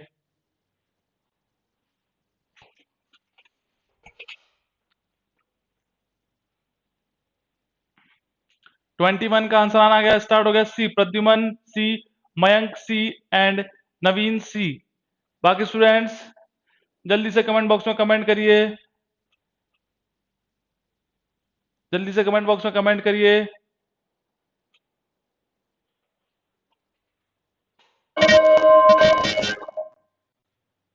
ठीक है, हाँ, कितना आया आंसर? जितेंद्र का आया सर 0.5, 0.5 नहीं आएगा, देखिएगा। इसकी लैंग्वेज को समझना सबसे इंपॉर्टेंट है, क्वेश्चन तो सॉल्व हो जाएगा। एक वेट सॉइल मास है जिसके अंदर एयर ने ऑक्यूपाई किया 1/6 ऑफ इट्स वॉल्यूम, मतलब एयर ने जो ऑक्यूपाई किया वो कितना किया, 1/6 किसका, टोटल वॉल्यूम का। तो V A volume of air is equal to V/6। Clear? Second, water occupy 1/3 of its volume, तो VW इज इक्वल टू 1/3। तो ये हो गया VA एंड VW, दो है अपने पास, VA एंड VW। पूछ रहा है the void ratio of the soil is, void ratio of the soil is, sir मुझे पता है वॉइड रेशियो का formula volume of void upon volume of solid. ठीक है, क्लियर हुआ? Volume of void divided by volume of solid, बिल्कुल सही है राजकुमारी। अब इस फॉर्मूले को सेटिस्फाई करना है तो total volume, three phase diagram पढ़ाया था, total volume is volume of solid plus volume of water plus volume of air, और इन दोनों को सर कहते हैं अपन वॉल्यूम ऑफ वॉइड। तो क्या लिख सकते हैं, टोटल वॉल्यूम को volume of solid plus volume of void. तो वॉल्यूम ऑफ वॉइड कैलकुलेट करना है सबसे पहली कहानी। तो वॉल्यूम ऑफ वॉइड क्या हो जाएगा, volume of water plus volume of air, ये रहा वाटर, ये रहा एयर। तो क्या किया, वाटर का हो गया V/3, एयर का हो गया V/6, ये हो गया आपका 6, तो 2V प्लस V, तो ये हो गया आपका 3V/6 which is equal to V/2। तो क्या बोल सकते हैं कि सर वॉल्यूम ऑफ वॉइड जो आया है, वॉल्यूम ऑफ वॉइड जो आया है वो आपका वो कितना होगा, वॉल्यूम ऑफ वॉइड की वैल्यू है V/2। अब टोटल वॉल्यूम की बात करेंगे तो ये होगा टोटल वॉल्यूम, और वॉल्यूम ऑफ सॉलिड यही रह गया, वॉल्यूम ऑफ वॉइड हो गया V/2। तो यहां से क्या निकाल सकते हैं, वॉल्यूम ऑफ सॉलिड निकाल सकते हैं। Volume of solid is equal to total volume minus V/2, तो हो गया V/2। तो क्या बोल सकते हैं, वॉल्यूम ऑफ सॉलिड भी कितना आ गया V/2, और वॉल्यूम ऑफ वॉइड भी क्या आ गया V/2। तो void ratio is equal to volume of void upon volume of solid, तो V/2 divided by v bye 2, तो कैंसल आउट हो गया, आंसर क्या हो गया आपका 1, तो आंसर हो गया सी। क्लियर हुआ सभी स्टूडेंट्स को? सभी स्टूडेंट्स को क्लियर हुआ? एक बार थम्स अप करिए फास्ट, एक बार थम्स अप करिए फास्ट, या डन करिए। तो 0.5 नहीं आएगा। क्लियर हुआ? जिसका 0.5 आ रहा था वो 0.5 नहीं आएगा। किस किस का आंसर सही हुआ? एक तो नवीन, मयंक एंड प्रद्युमन। नवीन, मयंक एंड प्रद्युमन, आपका आंसर एकदम करेक्ट है। कहीं कोई डाउट हो तो फटाक से पूछिए, किसी को भी कहीं भी कोई डाउट है तो फटाक से पूछिए कमेंट बॉक्स में कमेंट करके, नहीं तो डन लिखिए, नहीं तो डन लिखिए।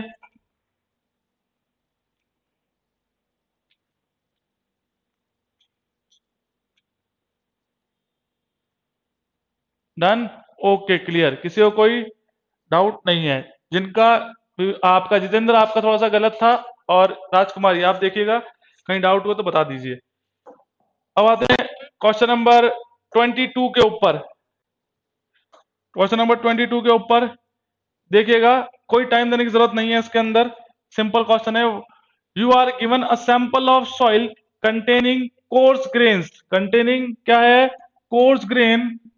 to determine its water content, what will you use for this purpose? मतलब वाटर कंटेंट को आपको कैलकुलेट करना है, स्मॉल w को। तो बताइए कौन सा टेस्ट प्रीफर करेंगे? तो आपका आंसर आना स्टार्ट हो गया। नवीन का आ गया ए, और बिल्कुल पिक्नोमीटर, मयंक का एंड जितेंद्र का। देखिए बिल्कुल सही है, pycnometer test is use to find the water content of coarse grain soil. किसके लिए होता है आपका? कोर्स ग्रेन सॉइल के लिए होता है pycnometer, specially for course grain soil होता है। क्लियर हुआ? अब चलते हैं नेक्स्ट पे, 23rd पे देखिएगा, बहुत ही इंपॉर्टेंट है ये 23rd। ये भी सिंपल है, कई बार क्वेश्चन पूछता है ये याद रखिएगा, ये कई बार क्वेश्चन पूछता है। The smallest water content below which soil sample which will not reduce its volume any further is, कि कोई वो वाटर कंटेंट जिसके ऊपर वो वॉल्यूम चेंज नहीं करेगा। तो आंसर क्या है? प्रद्युमन और नवीन, राजकुमारी डी। बिल्कुल श्रिंकेज लिमिट, ये वो लिमिट है, मतलब minimum water content at which further reduction of water content does not reduction in volume. तो क्या लिख सकते हैं इसकी डेफिनेशन? यही लिख देते हैं अगर दिख जाए तो। It is the minimum water content at which further reduction in water content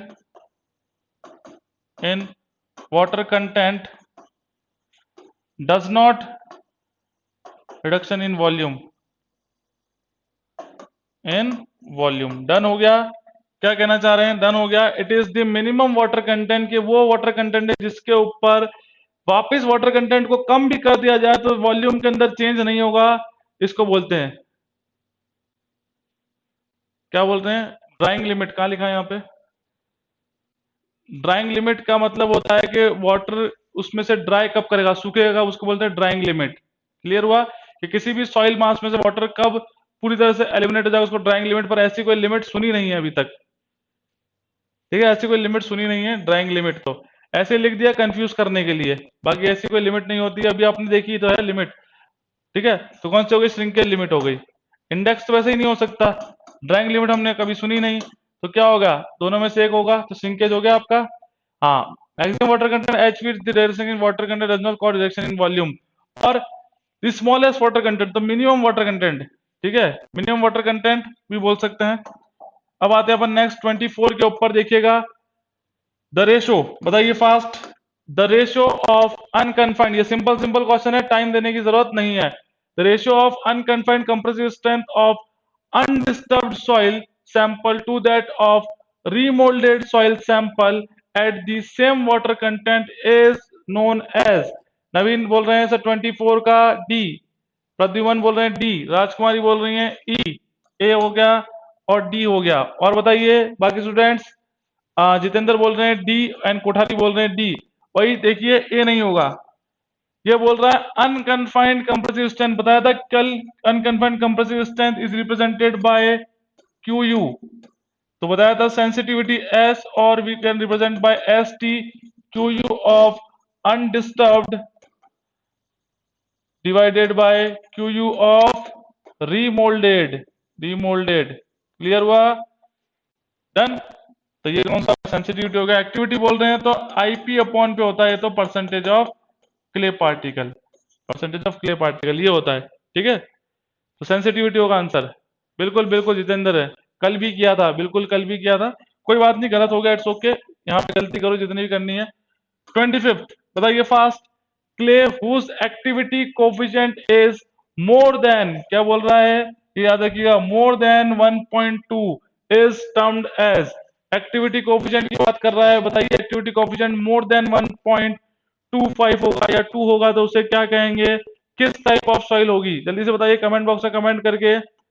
answer आना है। नवीन बिल्कुल प्रॉपर एक्सप्लेनेशन दिया नवीन ने, बिल्कुल बिल्कुल बिल्कुल नवीन का एकदम सही है। बाकी स्टूडेंट्स क्या होगा?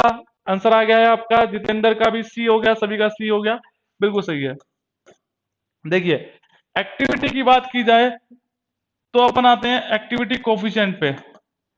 Activity coefficient is less than 0.75, 0.75 to 1.25 and greater than 1.25। तो इसके कॉरस्पॉन्डिंग अपने को क्या देखना है? इसके कॉरस्पॉन्डिंग आपको कंसिस्टेंसी देखनी है। तो ये होगा आपका इनएक्टिव सॉइल, इनएक्टिव क्ले, ये उसको बोलेंगे नॉर्मल एक्टिव क्ले, क्योंकि क्ले की बात होती है, नॉर्मल एक्टिव क्ले और ये एक्टिव क्ले। तो अगर 0.25 से या 0.2 से ज्यादा है तो क्या होगा? एक्टिव क्ले होगी। क्लियर हुआ सभी स्टूडेंट्स को? डन, बिल्कुल। आईपी अपॉन में परसेंटेज ऑफ क्ले पार्टिकल। अब चलते हैं क्वेश्चन नंबर 26।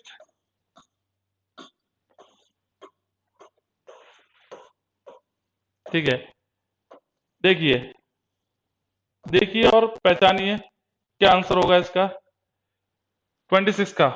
फास्ट, इसमें थोड़ा आपको 30 सेकंड दे सकते हैं क्योंकि आप देखोगे तो आपको टाइम लगेगा पहचानने में थोड़ा सा। तो टाइम स्टार्ट्स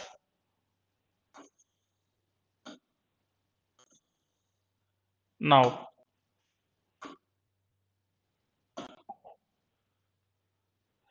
आंसर आना स्टार्ट हो गया है, 26 का आंसर आना स्टार्ट हो गया है। सी बोल रहे हैं, कौन बोल रहे हैं? जितेंद्र सी, नवीन सी, और नवीन ने फॉर्मूला भी लिख दिया है। प्रद्युमन भी सी बोल रही है, राजकुमारी भी सी बोल रहे हैं।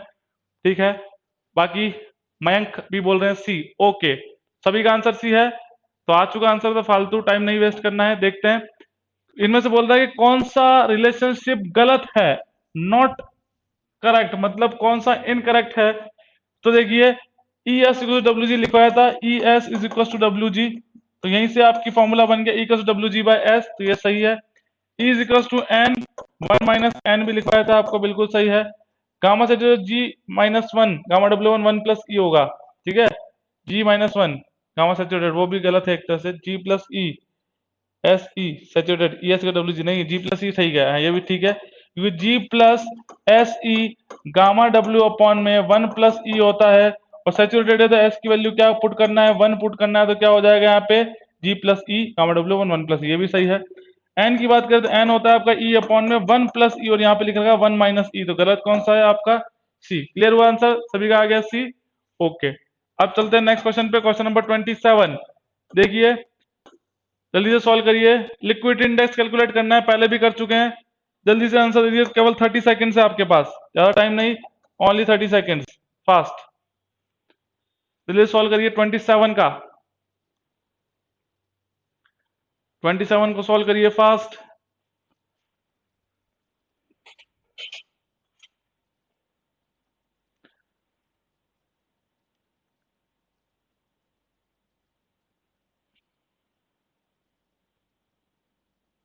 आंसर आना स्टार्ट हो गया। Pradyuman 0.137, 0.137, your time stops. देखते हैं अब,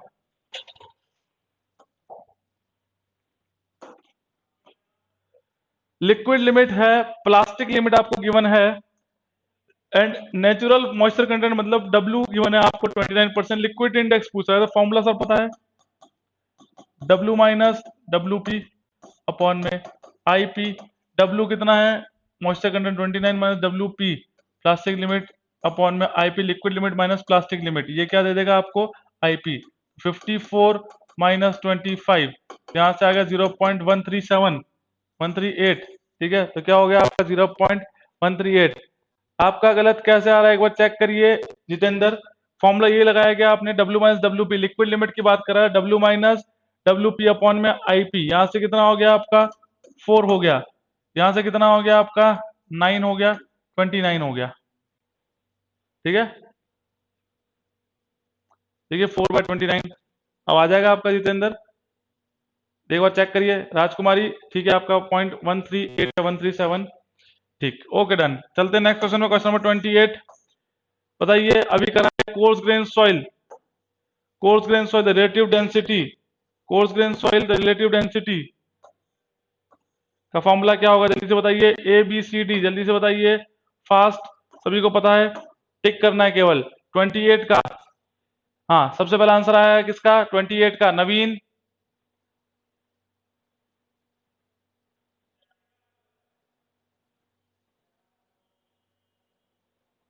हाँ 28 का ए आ गया सभी का, ए बिल्कुल, ई मैक्स माइनस सी अपॉन में ई मैक्स माइनस ई मिनिमम, ठीक है। नवीन क्या कहना चाह रहे हैं, नवीन का कमेंट पढ़ते हैं। Relative compaction 0.8 plus 0.2 D I D होता है क्या सर?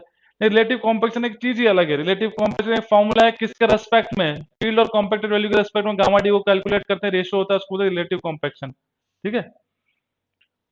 अब आते हैं अपन क्वेश्चन नंबर 29 पे, सॉल्व करिए फास्ट क्वेश्चन नंबर 29, बिना टाइम वेस्ट करे 30 सेकेंड्स देंगे आपको जल्दी से, तो time starts now. If the porosity of soil is close to 33%, porosity कितनी है 33% है, और वाइड रेशियो आपको कैलकुलेट करना है, रिलेशनशिप पता ही है, एन आपको गिवन है और वाइड रेशियो क्लियर करना है, तो ई is to N 1 minus N is to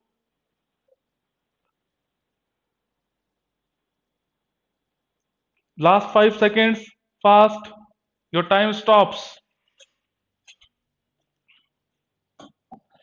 देखिए अब आते हैं अपन, if the porosity of soil is, porosity मतलब एन की वैल्यू गिवन है आपको 33% और ई की वैल्यू पूछ रहा है क्या होगा, तो ई is equal to N 1 minus N, formula पता ही है, 0.33 माइनस 1 माइनस 0.33, यहां से आंसर कितना आ रहा है स्टूडेंट, कैलकुलेट करिए 29 का 49 पॉइंट, तो 0.5 आएगा, कितना आएगा 0.5 आएगा, इज इक्वल टू 0.50, और अगर परसेंटेज बोलता था कितना, वर्ड रेशियो से पॉइंट में होता है 0.50, क्लियर हुआ, वर्ड रेशियो आपका पॉइंट में ही होगा 0.59, तो 50 हो गया आपका, डन। अब आते हैं नेक्स्ट क्वेश्चन के ऊपर, क्वेश्चन नंबर 30 देखिएगा, ये देखिए बहुत अच्छा क्वेश्चन है, ये आपकी डेफिनेशन है एक तरह से, तो एक डेफिनेशन आपकी क्लियर होगी, जो टाइम स्टार्ट्स नाउ 30 सेकेंड्स, बिल्कुल सिंपल डेफिनेशन सभी को पता होती है। What is a plastic limit, definition पूछा प्लास्टिक लिमिट की, बताइए। सबसे पहला आंसर आया नवीन का, नवीन का आंसर आया 30 का, ए बोल रहे हैं। बाकी स्टूडेंट्स, राजकुमारी ए, मयंक भी ए बोल रहे हैं। प्रद्युमन कहाँ है, प्रद्युमन, जितेंद्र सी बोल रहे हैं। लास्ट 5 सेकेंड्स, प्रद्युमन भी सी बोल रहे हैं। देखिए कंफ्यूजन, देखिए कंफ्यूजन, प्लास्टिक लिमिट की बात हो रही है, तो सबसे पहले तो सर समझते हैं प्लास्टिक लिमिट क्या होता है। It is the minimum water content, it is a minimum water content in which soil can be converted or rolled into 3 mm diameter thread and starts and cracks just starts to appear। अगर अब हिंदी में समझा जाए तो वो minimum water content जिसके ऊपर एक क्ले को धागे के रूप में थ्रेड में बिला जा सके 3 mm के डायमीटर पे, उसे बोलते हैं अपन प्लास्टिक लिमिट, क्लियर हुआ। तो वही बात कर रहे हैं, it is the minimum water content at which the soil just begin to crumble when rolled into 3 mm diameter, तो आंसर हो गया ए।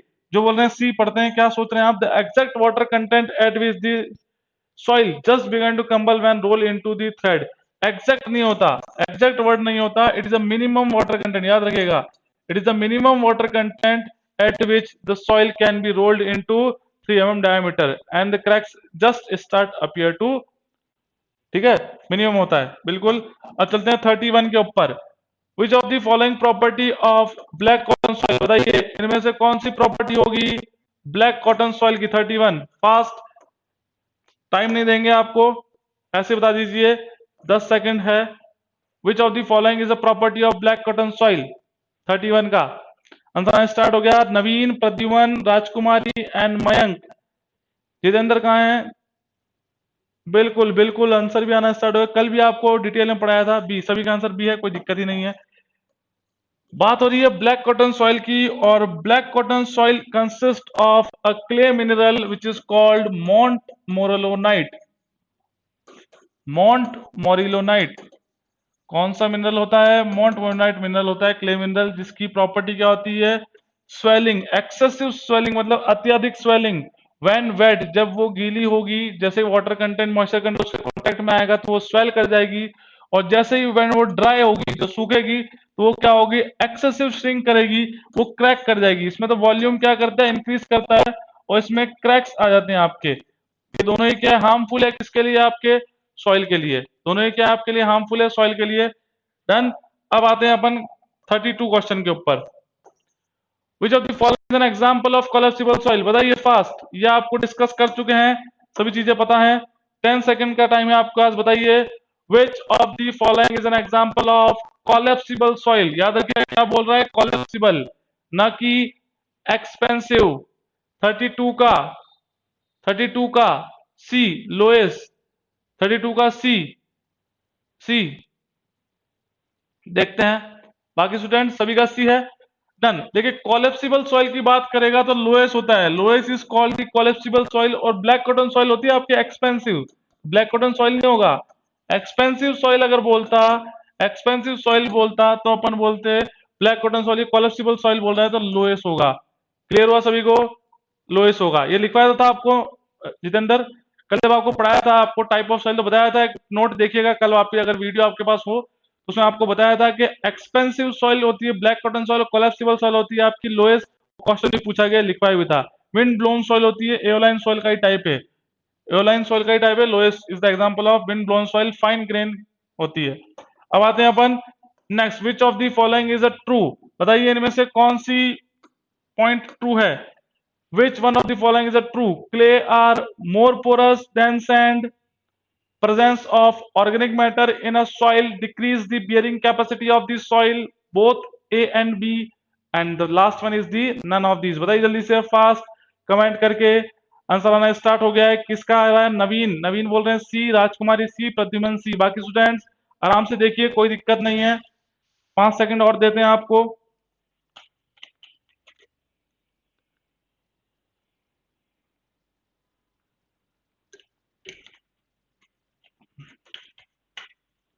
बिल्कुल बिल्कुल, बहुत ही सही बोल रहे हैं नवीन। देखिए क्ले की बात होती है तो clay are porous but not permeable. Porous होती है, बात बिल्कुल सही है, पोरस बट नॉट परमिएबल, मतलब परमिएबिलिटी नहीं होती, वाटर को पास करने की टेंडेंसी नहीं होती। और अगर प्रेजेंस ऑफ ऑर्गेनिक मैटर है किसी सॉइल के अंदर, ऑर्गेनिक मैटर है, it decrease the bearing capacity, क्योंकि ऑर्गेनिक मैटर क्या होते हैं आपके, टाइम के साथ साथ डिकम्पोज हो जाएंगे तो वो बियरिंग कैपेसिटी को डिक्रीज कर देंगे, क्योंकि वहां पे वो क्या हो जाएंगे, वॉइड्स क्रिएट कर देंगे। तो ऑर्गेनिक मैटर प्रेजेंट है तो डिक्रीज द बियरिंग कैपेसिटी, ये भी सही है और ये भी सही है। ये हो गया आंसर आपका C, both A and B. क्योंकि clay are the example of, अभी लिखा है नवीन ने, बिल्कुल सही है, एक्विक्लूड। एक्विक्लूड का एग्जाम्पल होता है आपका क्ले, जिसको बोलते हैं porous but not permeable, but not permeable, but not permeable. Clear हुआ? तो तीनों समझ लीजिए और इसको यहीं पे खत्म करते हैं आज के लेक्चर को। तीनों चीजें समझ लीजिए अब आपको, ये तो क्लियर ही होगा। नेक्स्ट देखिए कि एक चीज आपको बतानी है, जियोलॉजिकल फॉर्मेशन जिसको बोलते हैं, जियोलॉजिकल, जियोलॉजिकल फॉर्मेशंस, फॉर्मेशन जिसको कहते हैं। First is aquifer, second is aquiclude, third is aquitard और फोर्थ वन इज एक्वीफ्यूज। सबसे पहले इनके एग्जांपल लिखता हूं ताकि आपको क्लियर हो जाए। एक्वीफर होती है आपकी सैंड एंड ग्रेवल्स, एक्वीक्लूड का एग्जांपल होता है क्ले, एक्विटार्ड का होता है आपका सिल्ट और इसका होता है एक्वीफ्यूज का होता है रॉक। अब इनके सामने इनकी प्रॉपर्टी लिखते हैं, देखिएगा इनके सामने अब इनकी प्रॉपर्टी लिखने वाले हैं। क्या प्रॉपर्टी है? अगर बात करें एक्वीफर, तो एक्वीफर कैसा होगा? Porous and permeable, porous and permeable दोनों होगा, मतलब पानी को एब्जॉर्ब भी करेगा और पानी को पास भी करेगा, पोरस एंड परमिएबल। ठीक है, एक्विक्लूड की बात करेंगे तो पोरस होता है, बिल्कुल पोरस होता है, but not permeable, but not permeable मतलब क्ले के अंदर परमिएबिलिटी नहीं होती है, क्योंकि वॉइड क्या होते हैं आपके, स्मॉल होते हैं साइज ऑफ द वॉइड, तो वो क्या करेंगे, वाटर को ट्रैप्ड कर लेते हैं। और सिल्ट की बात करें तो पोरस होती है सिल्ट भी, बट लेस परमिएबल, क्योंकि रीजन क्या है कि जो सिल्ट होती है वो क्ले से बड़ी है पार्टिकल, तो वॉइड की साइज बड़ी है तो पोरस तो होगा, परमिएबल भी होगा, पर वो भी आती है किसमें, फाइन ग्रेन सॉइल में, तो थोड़ी सी लेस परमिएबल होती है, तो पोरस बट लेस परमिएबल। और रॉक क्या होता है? Neither porous and nor permeable, porous भी नहीं होता, परमिएबल भी नहीं होता, क्योंकि रॉक को अगर आप डिप करके रखेंगे वाटर के अंदर 24 आवर्स के बाद में, जब उसको निकालेंगे तो उसमें क्या देखेंगे, उसको तोड़ेंगे, अंदर से कैसा रहेगा, वो ड्राई रहेगा, मतलब क्या है, ना तो पानी को लेता है और ना ही पानी को सीप करता है, इसको बोलते हैं neither porous nor permeable. Clear हुआ? नोट कर लिया सभी ने? तो आज का सेशन यहीं पे ऑफ करते हैं, कल मिलते हैं आपको वही 12:32 टू। क्लियर हुआ? Okay students, thank you for your presence.